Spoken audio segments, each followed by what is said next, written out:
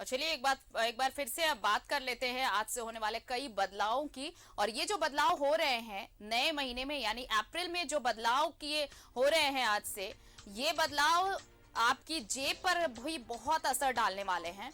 और इस मामले पर ज्यादा जानकारी के साथ जुड़ रहे हैं हमारे सहयोगी दिलीप धनबाद से। सीधे धनबाद का रुख कर लेते हैं।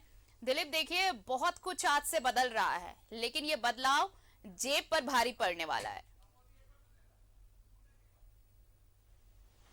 देखिए, बिल्कुल। एक तो पिछले कई दिनों से महंगाई ने आम लोगों को परेशान कर रखा है, चाहे वो डीजल के दामों में बढ़ोतरी हो, पेट्रोलियम पदार्थों के दामों में, घरेलू गैस के दामों में बढ़ोतरी, कहीं से भी महंगाई पे लगाम नहीं लगा रही। और इसको लेकर के जो विरोधी पार्टियां हैं केंद्र सरकार के खिलाफ आंदोलनरत हैं, सड़क पर उतर के प्रदर्शन कर रहे हैं। लेकिन दूसरी सबसे बड़ी बात है, केंद्र सरकार को सोचना चाहिए। एक नई पहल हुई है कि आज से कि अगर आप किसी टोल टैक्स प्लाजा से गुजरेंगे तो आपको 8 से 12% ज़्यादा टोल टैक्स देना पड़ेगा। तो ये भी एक महंगाई की मार है।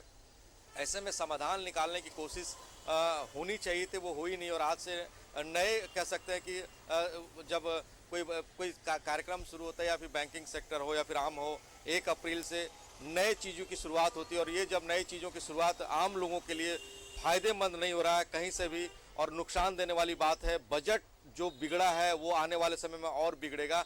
लेकिन जो बातें सामने आ रही है, जो चीज़ें देखने को मिल रही है, कहीं से भी आने वाले समय में ऐसा प्रतीत नहीं हो रहा है कि आम लोगों को इससे राहत मिलने वाली है। और आम लोग जो महंगाई की मार से आज झेल रहे हैं, उनसे कैसे निजात मिलने वाला है। और ये साल भी लोगों को परेशान करने वाला रहेगा। जी बिल्कुल परेशान करने वाला रहेगा। और देखिए पहले से ही आप देखिए पेट्रोल और डीजल या फिर एलपीजी की कीमतों में आप देखिए बढ़ोतरी हो रही है। लोग पहले से ही महंगाई की मार झेल रहे हैं दिलीप। लेकिन अब जो ये चेंजेस हुए हैं, चाहे आप वो पीएफ की बात कर ले, चाहे आप डाकघर बचत खाता की बात कर ले, या फिर क्रिप्टो करेंसी में जो निवेश करते हैं उनके लिए बात कर ले, बहुत ऐसी चीजें हैं जिनमें बदलाव जो किए गए हैं उसकी मार झेलनी पड़ेगी अब पब्लिक को।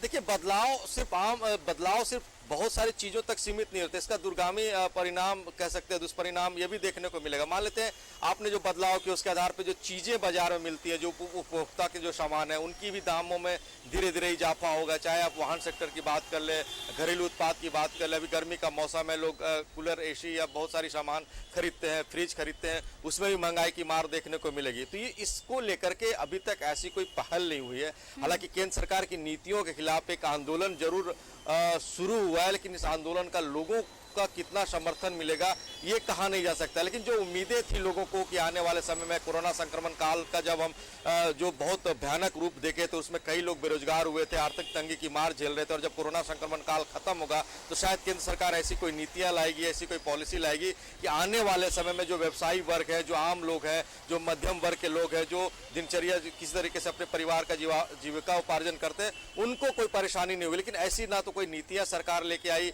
ना ऐसे कोई दूरगामी स्कीम सरकार लेकर के आई कि जो लोगों को फायदा पहुंचा। तो ये कह सकते हैं कि आने वाले समय में लोगों को और परेशानियों का सामना करना पड़ेगा। और सबसे बड़ी बात यहाँ पे कि लगातार पेट्रोलियम पदार्थ के दामों में वृद्धि हो रही है, जो बहुत बड़ी नुकसानदेह आम लोगों के बजट को पहुंचा रहा है। जी, यानी कि आने वाले दिनों में इसका खासा असर पड़ने वाला है। और ये जो बदलाव है ये लोगों की जेब और कटने वाली है। बहुत बहुत शुक्रिया दिलीप तमाम जानकारी के लिए आपका। तो देखिए आज से बहुत कुछ बदला है, और ये जो बदलाव है वो कैसे आपकी जेब पर भारी पड़ने वाला है वो बता रहे थे सहयोगी दिलीप।